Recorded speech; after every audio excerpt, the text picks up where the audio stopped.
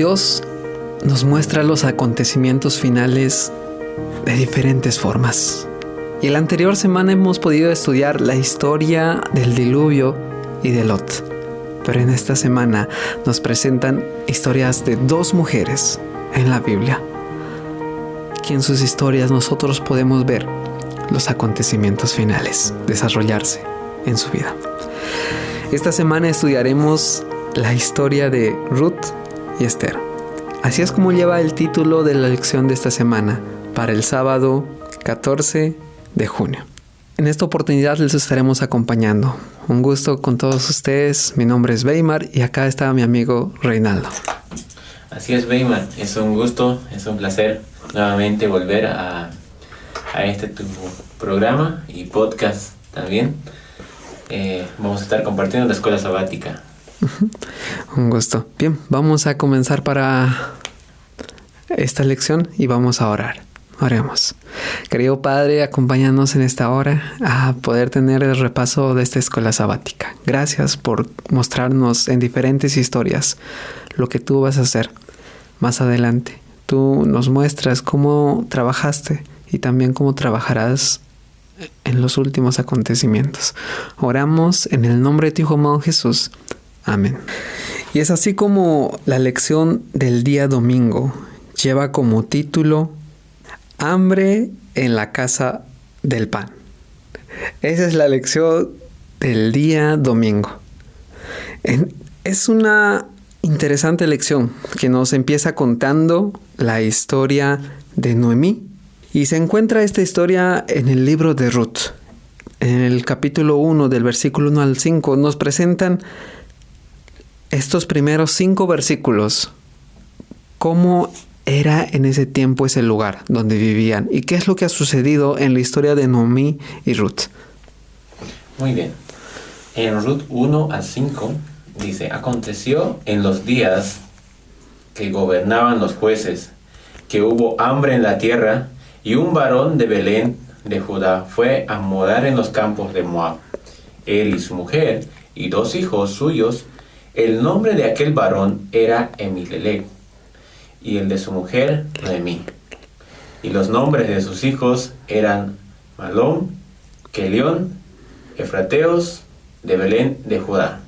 Llegaron pues a los campos de Moab, y se quedaron allí. Y murió Elimelec, marido de Noemí, y quedó ella con sus 2 hijos, los cuales tomaron para sí mujeres moabitas. El nombre de la otra, Ruth, y habitaron allí unos 10 años, y murieron también los 2, Mahlón y Kelión, quedando así la mujer desamparada de sus 2 hijos y de su marido. Muy bien, Weimar, ya que hemos leído este versículo, ¿qué podemos compartir, Weimar? Bien, en estos versículos podemos ver algo interesante. En el versículo número 1 dice que había mucha hambre en esa tierra. En los versículos más adelante nos dice que ahí vivían Elimelec y Noemí. ¿En qué lugar vivían? En Belén. Y cuando nosotros buscamos qué significado tiene el nombre de Belén, significa casa del pan o casa del alimento. Es interesante cómo en la casa del pan había una hambruna. O en la casa donde había mucho alimento, había hambre. Y es por ese motivo que Elimelec murió y también sus hijos murieron y dejaron viudas. Entre ellas estaba Ruth. Y Noemí estaba muy triste, como también lo estaba Ruth. ¿Qué es lo que sucede en ese tiempo? Había mucha hambre. Y eso nos prefigura la historia general de este gran conflicto. Que en el principio del tiempo, en los principios de esa tierra, el mundo producía tantas cosas hermosas en el Edén. Y en el Edén solo había una condición para quedarse: que el hombre no comiera del árbol de la ciencia del bien y del mal. Dios le había dicho: de todo árbol puedes comer, menos de ese árbol. En ese lugar abundaba el pan, abundaba el alimento. Pero Dios nos deja ser libres y dejó ser libres a que puedan elegir cualquier cosa. Y Adán y Eva eligieron desobedecer a Dios, tomando y comiendo del fruto del árbol de la ciencia del bien y del mal. Y es así que ellos salieron del Edén, del huerto del Edén. Y ahí empezó el sufrimiento. Con ello, también ellos debían ganarse con el sudor de su frente el pan. En Génesis 3:19 dice, con el sudor de tu rostro comerás el pan hasta que vuelva a la tierra de donde tú fuiste tomado. Y es que el lugar donde era un lugar de abundancia se convirtió en un lugar donde había hambre. Incluso hoy en día podemos ver las mismas cosas. La gente muchas veces dice que Dios ya no se preocupa por nosotros, que Dios se ha olvidado de sus hijos y por eso están sufriendo acá y tantos problemas que hay. Pero podemos ver en la naturaleza que a pesar de que este mundo ya tiene casi más o alrededor de 6,000 años de pecado, aún este mundo sigue ofreciéndonos alimento en abundancia. Y ahí podemos ver un Dios que a pesar de las circunstancias aún sigue cuidando de nosotros. Sí. En Tito 3:5 dice, porque nosotros también erramos en otro tiempo, insensatos, rebeldes, extraviados, esclavos de concupiscencias y deleites diversos, viviendo en malicia y en envidia, aborrecibles y aborreciéndonos unos a otros. Pero cuando se manifestó la bondad de Dios, nuestro Salvador y su amor para con los hombres, nos salvó, no por obras de justicia que nosotros hubiéramos hecho, sino por su misericordia, por el lavamiento de la regeneración y por la renovación del Espíritu Santo. Aquí creo que puedo ver a un Dios misericordioso, un Dios que se compadece, ¿no? Aún en este mundo que vemos muchas cosas, mucha violencia, sin fin de cosas. Sí. Podemos ver el amor de Dios, ¿no? Exacto, y es justamente lo que sucede en la historia de Noemí y Ruth. Dos mujeres que han sufrido lo que este mundo ofrece, muerte y tristeza. Murieron sus esposos, de ambas. Toda esa familia, los hombres de esa familia murieron. Y en esa cultura, si no había hombres en la familia, podían perder lo que es su heredad. Entonces necesitaban recuperar. Y por eso la historia continúa. Y el título del día lunes es Ruth y Boz. ¿Quién era Boz? Boz era un hombre muy bueno. En el libro de Ruth, en el capítulo 2, nos muestra que Boz tenía mayordomos, tenía criados. Y en una ocasión, Ruth se encontró con Boz. Fue a él, comió, fue servida por sus siervos. Fue un encuentro muy grato con Boz.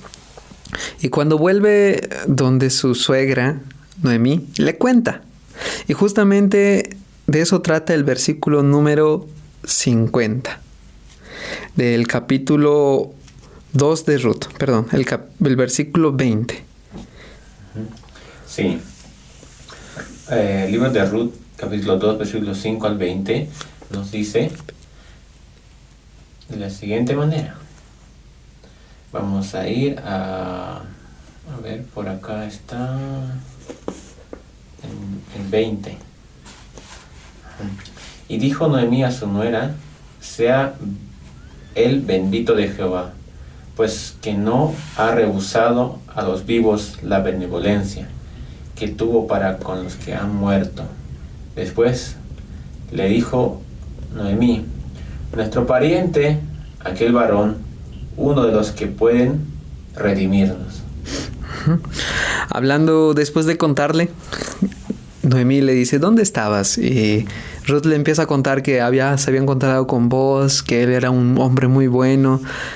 Y ahí Noemí se alegra y dice, pues él es nuestro pariente, ese varón es nuestro pariente y él puede redimirnos. Entonces, se habían alegrado tanto de esta noticia, de que Boz era pariente de Elimelech. Y al casarse con Ruth, ellos podían tener un hijo para que sea de la familia de Elimelech y de esa forma poder recuperar sus tierras, poder recuperar su heredad. Y estaban muy felices. En el libro de Ruth, capítulo 1, versículo 20, dice que Noemí se quería cambiar el nombre a Mara. Y Mara significaba amargura, porque ella estaba en una amargura tan profunda. Y a veces nosotros podemos estar de esa forma, como Noemí, por un problema que tenemos o por algo que sucede en nuestras vidas, con una amargura, porque hay cosas que nosotros no podemos controlar. Y seguramente quizás eso ha sucedido en la historia de Noemí. Cuando se murió Elimelech, quizás fue por algo terrible que sucedió, que Noemí no pudo controlarlo. Y sufrió y tuvo penurias. Pero en ese momento, cuando se dio cuenta de que Boz podría redimir lo que había dejado su esposo Elimelech, que había muerto, ella se puso tan feliz. Y Boz se prefigura como alguien que puede redimir, alguien que puede devolver la heredad a aquellas personas que en realidad les pertenecía, porque sí le pertenecía a Noemí y a Ruth esas tierras, esos lugares, pero ellas no podían acceder porque no tenían un hombre que fuera del linaje de Elimelech. Entonces se prefigura a Boz como un tipo de Jesús. Como Jesús vino a ser pariente, como Elimelech también, como Boz también vino a ser pariente para Ruth y para Noemí. Para Noemí y para Ruth, ¿sí? Dios también se hizo hombre y se hizo un pariente como nosotros, porque Él se hizo carne, se hizo hombre. Y Él vino a devolvernos lo que nos pertenecía, como también lo hizo Boz. Y de eso nos habla la lección también del siguiente día, que lleva como título la siguiente lección. Así es. Weimar, en Cantares nos dice de que Cristo tomó también las relaciones matrimoniales, dice, al hacer el símbolo de la unión con los redimidos. Y también hace referencia, Cristo amó a la iglesia y se entregó a sí mismo por ella. Como que aquí podemos ver que Dios estaba con Noemí, pero también está vinculado al día de hoy, ¿no? Entonces, el vínculo de la familia es el más estrecho, el más tierno y más sagrado de la tierra, ¿no? Para Dios. Y está destinado para ser una bendición para la humanidad. Y bueno, lo es. Son los pactos matrimoniales, pero un pacto con Dios. Sí. Un compromiso con Dios. Es bonito como dice en ese versículo y también en otros, cómo Cristo se entregó para redimir a esa iglesia, a la esposa que figura en la Biblia como la iglesia, una mujer, ¿verdad? Sí. De esa misma forma vos querías redimir a la familia de Ruth y Noemí. Y de esa forma podemos ver cómo esa historia prefiguraba a lo que Jesús iba a hacer para su iglesia. Así es, Weimar. Muy bien. La lección del día martes, martes, dice, vos como redentor. Como estábamos anticipando, vos es un tipo de Cristo. Aparece en ese libro de Ruth como un tipo de Cristo, porque Él quiere redimir lo que pertenecía en el principio a Noemí y a Ruth. Y pasa algo interesante, que también Boz se enamora profundamente de Ruth. En la historia de Ruth aparece que Boz también se enamora, pero sucede algo, que él no era el único pariente cercano de Ruth.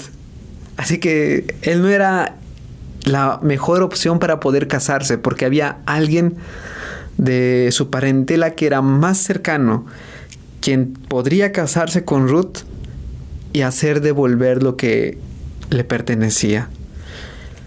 Y eso era un impedimento para la unión entre Boaz y Ruth. Y justamente eso ocurre en el gran conflicto. Hay un pariente cercano que nosotros tenemos. Jesús quiere unirse con nosotros. Jesús quiere unirse con su iglesia. Pero hay alguien que está más cerca de nosotros. Y no es porque nosotros lo hemos querido, sino es porque en el principio se le ha dado la supremacía al ceder a sus tentaciones. ¿Quién es ese personaje? Su nombre empieza con S. Justamente es Satanás. Así es. Él se hacía ver como el dueño de este mundo. Una vez en el libro de Job estaban teniendo una reunión de los diferentes lugares, de los diferentes mundos. Y ahí como representante de la tierra aparece Satanás. Sí, justamente el versículo 7, capítulo 1, versículo 7 dice, ¿no? De que, y dijo Jehová a Satanás, ¿de dónde vienes? Respondiendo Satanás a Jehová dijo, ¿no? De rodear la tierra y andar por ella. Y Jehová le dijo a Satanás, ¿no has considerado a mi siervo Job? Que no hay como otro como él en la tierra, varón perfecto y recto, temeroso de Dios y apartado del mal. Entonces ahí podemos ver la presencia de Satanás, ¿no? Y lo mismo pasa en Mateo 4, 8, 9, cuando otra vez le llevó el diablo a un monte alto a Jesús, ¿no? Para tentarlo. Y en Judas también, ¿no? Allí iba manifestándose, ¿no? Mediante Judas. Sí, es justamente que Satanás quiere reclamarnos como suyos. Ajá. Como estaba haciendo ese otro pariente que apareció de la nada en la historia. Ya no se podía casar Boaz con Ruth. Entonces estaba ese pariente más cercano. Y justamente sucede eso. Y en una historia, particularmente dentro de la Biblia, en el libro de Judas, aparece reclamando a alguien. Uno de los personajes de la Biblia había muerto. Era Moisés. Cuando Jesús estaba queriendo resucitarlo. Esto está hablando en Judas 1:9. Cuando Jesús está queriendo resucitarlo, aparece alguien. A ver, ¿qué dice ese versículo?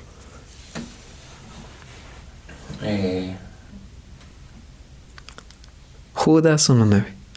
Bueno, pero cuando el arcángel Miguel contendía con el diablo, disputando con él por el cuerpo de Moisés, no se atrevió a proferir el juicio de maldición contra él, sino que dijo, el Señor te reprenda. Estaban disputando por algo. El arcángel Miguel, que quizás en otro estudio podemos verlo, es Jesús, ¿sí? El arcángel Miguel es Jesús. Estaba ahí juntamente con Satanás. Satanás estaba reclamando el cuerpo de Moisés. Lo estaba reclamando como suyo. Pero ahí vemos qué ha sucedido.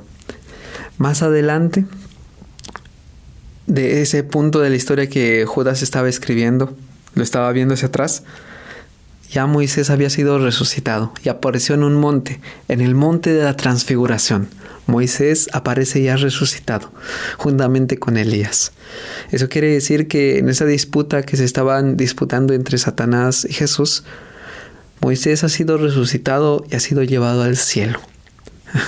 Jesús tomó a Moisés como suyo. Y Satanás quiere hacer a veces lo mismo con nosotros. Nos quiere tomar como suyos a nosotros. Pero ahí está la lucha que hay entre el bien y el mal. Y está en nosotros aceptar a quién vamos a servir y a quién vamos a seguir. Y así ha sucedido en la historia de Ruth y Noemí.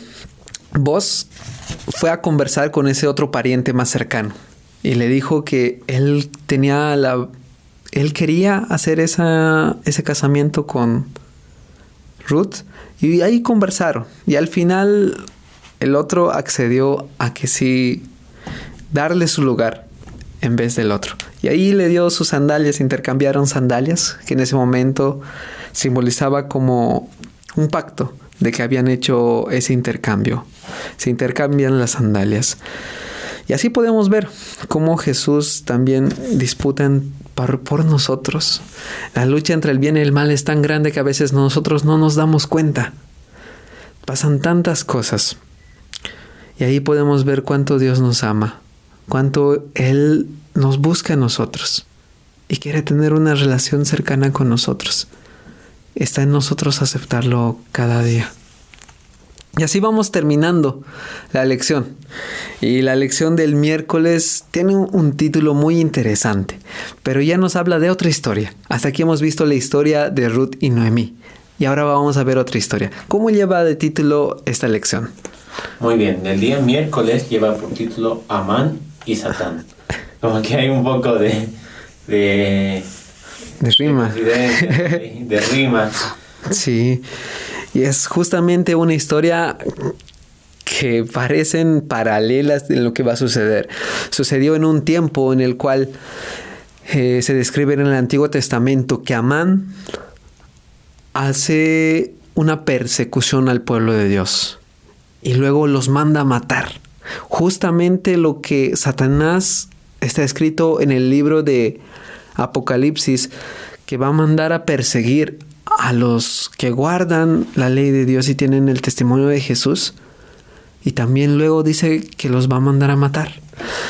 En el libro de Esther, capítulo 3, versículo 1, nos dice qué es lo que hizo Amán. ¿Por qué se parece tanto a Satán? Y también estos dos nombres riman.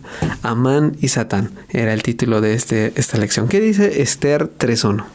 Después de estas cosas, el rey Asuero engrandeció a Amán, hijo de Hamedata, Acuacueo, y lo honró y puso su silla sobre todos los príncipes que estaban con él.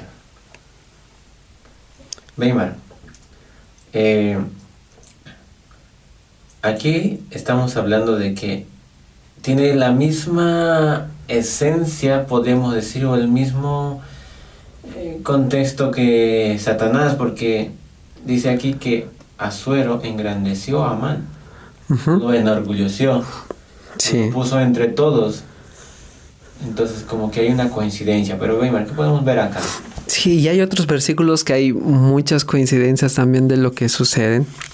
Es como en ese versículo vemos que Amán se enorgulleció, como aquel ángel que era orgulloso de lo que era, de la posición que tenía, que en ese tiempo se llamaba Lucifer, el lucero de la mañana. Y en el libro de Esther, capítulo 3, el versículo 5 y 6, nos dice otras características. Dice, y vio Amán que Mardoqueo ni se arrodillaba, ni se humillaba delante de él, porque Amán había mandado a que se arrodillen todas las personas delante de él, pero Mardoqueo no lo hacía. Y dice el versículo, se llenó de ira. Versículo 6, pero tuvo en poco poner mano en Mardoqueo solamente, pues ya le habían declarado cuál era el pueblo de Mardoqueo. Sabía que el pueblo de Mardoqueo eran los judíos. Y dice, y procuró Amán destruir a todos los judíos que había en el reino de Asuero, al pueblo de Mardoqueo. Y es justamente lo que sucede en el libro de Apocalipsis. Satanás manda que se le haga una imagen, a una imagen de una bestia, que todos se postren ante esa imagen y puedan adorarla. Pero cuando no va a suceder eso, en los siguientes versículos de Apocalipsis, capítulo 13, y también se puede aparecer en el capítulo 12, más que todo en el 13 aparecen las partes finales, que empiezan a perseguir a las personas que no se arrodillan. Justamente lo que ha sucedido en la historia de Amán. Por eso Amán se parece mucho a Satán. Estas dos historias tienen varios paralelismos que suceden. Amán quería que se le arrodillasen. Satanás también quería lo mismo, que se arrodillen ante una imagen que había mandado hacer él. No se arrodillan, se enoja. Satanás también no se arrodillan, se enoja. Y los dos mandan a matar a aquellas personas que no han arrodillado sus pies ante él. Muy bien. También el comentario nos dice de que el decreto de que se promulgara finalmente contra el pueblo remanente de Dios será semejante al que promulgó Asuero contra los judíos en la época de Esther. El dictado persa brotó de la malicia de Amán hacia Mardoqueo. No es que Mardoqueo hubiera hecho daño a Amán, sino que se había negado a alargar su vanidad, mostrándole la reverencia que solo se debe dar a Dios, ¿no? La decisión del rey, los judíos, fue obtenida con falsas declaraciones. por calumnias contra ese pueblo peculiar. Satanás inspiró ese plan, y a fin de librar de la tierra de aquellos que preservan el conocimiento verdadero de Dios, dice, ¿no? Entonces podemos ver que Satanás está siempre... Dios hace algo bueno, pero Satanás está preparando un plan para destruir ese plan bueno que Dios tiene. Uh-huh. Sí, eso es justamente lo que sucede. En Apocalipsis capítulo 13, versículo 15 dice: y se le permitió infundir aliento a la imagen de la bestia, para que la imagen hablase e hiciese matar a todo aquel que no la adorase. Justo lo que ocurrió en la historia de Esther. Amán queriendo que todos se arrodillen, y si no, los mataba. Era un decreto que él ha sacado. Y justamente ese es un decreto que al final de los tiempos, como estabas leyendo, se iba a promulgar. Es el decreto de la ley dominical. Un decreto que dice que todos deben guardar el domingo, y los que no lo guarden serán perseguidos. Muy bien, vamos a pasar al día jueves, que dice: para esta hora. Para esta hora hemos llegado. Bueno, vamos a leer Apocalipsis 12. Sí, en el libro de Apocalipsis 12 nos habla sobre muchas cosas. Entre ellas, en el versículo 17, nos habla sobre cómo el dragón se enojó, se llenó de ira. Dice así el versículo 17. Entonces el dragón se llenó de ira contra la mujer y se fue a hacer guerra contra el resto de la descendencia de ella, los que guardan los mandamientos de Dios y tienen el testimonio de Jesucristo. Este grupo era perseguido por el dragón. Y era justo lo que estaba sucediendo en la historia que estábamos hablando. Entonces, ¿sabes qué, amigo? Cuando las personas estudian la Biblia, la lección dice que muchas veces se centran en las cosas malas. Solo se centran en los puntos oscuros descritos en la profecía y se centran más en ese temor de no, viene la persecución, no, la bestia va a surgir y va a empezar a perseguir. Y no terminan de leer el capítulo del libro de Apocalipsis, en donde dice que Dios estará con nosotros en todo momento. Y es justo lo que había sucedido en la historia de Esther. Esther había aparecido ahí. Con Mardoqueo habían conversado y Mardoqueo le había dicho que vaya a la casa del rey a decirle que no persigan o que cese la persecución. Y es interesante lo que le dice Mardoqueo en el versículo 3, en el versículo 14 del capítulo 4. Y le dice así, de esa forma: porque si callas absolutamente en este tiempo, respiro y liberación vendrá de alguna otra parte para los judíos, mas tú y la casa de tu padre pereceréis. ¿Y quién sabe si para esta hora has llegado al reino de Dios? Uh-huh. Esther había estado en ese lugar, en el reino, y Mardoqueo le dice estas palabras muy interesantes. ¿Y quién sabe si para esta hora has llegado? Ha pasado un tiempo de oscuridad. En la Biblia se conoce como los 1260 años o la profecía de tiempos, medio tiempo, que se cumple del 538 hasta 1798, en donde el poder político y religioso se habían unido y habían formado la Iglesia Católica Apostólica Romana, que perseguía. Y era un tiempo de oscuridad. Al final de este tiempo ocurre algo que se puede decir que es un tiempo en donde se cumple este versículo que acabamos de leer. Y quién sabe si para esta hora hemos llegado o has llegado. Como Esther tenía un propósito que cumplir, de llegar al rey y decir que cese la persecución.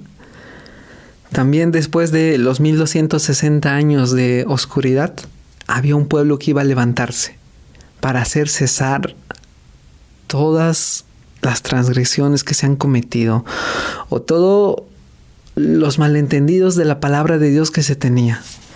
Y es el pueblo que se ha levantado a predicar el mensaje de los 3 ángeles. Después de que Esther hable con el rey hace cesar lo que es la persecución y manda a matar a quien era el que ha empezado a perseguir y a su familia, a Amán. Y así Dios liberó a su pueblo. De la misma forma, Dios sacó a su pueblo. En 1798 cesó la persecución y un tiempo después levantó a un remanente. Dice Apocalipsis capítulo 12, que iba a predicar un mensaje que se encuentra en Apocalipsis capítulo 14, el mensaje de los 3 ángeles. Como Dios sacó su novia, se podría decir como Dios sacó un pueblo escogido para que predique este mensaje. Dios eligió a Esther también para que haga cesar la persecución. Dios tiene todo planeado. Y Dios tiene un mensaje para este tiempo, y es el mensaje de los 3 ángeles, que ha sido dada a una iglesia, que en la Biblia se le reconoce como una mujer, que simboliza a una mujer en la Biblia. Y es la iglesia adventista del séptimo día que tiene el mensaje para proclamar en este tiempo. De ese tiempo de oscuridad, muchas personas han continuado creyendo esas mismas cosas que se han empezado esos años. Pero Dios tiene un pueblo, el cual tiene una luz para compartir. Y nosotros somos parte de ese pueblo.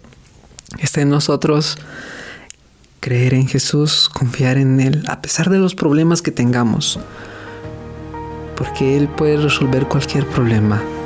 Y de esa forma, al confiar en Él, en medio de los problemas, podamos reflejar su carácter y ser una luz en el lugar donde estamos, como lo ha sido Esther. Como Esther ha podido sacar a su pueblo de la opresión, nosotros podamos hablar de la misma forma que habló Esther.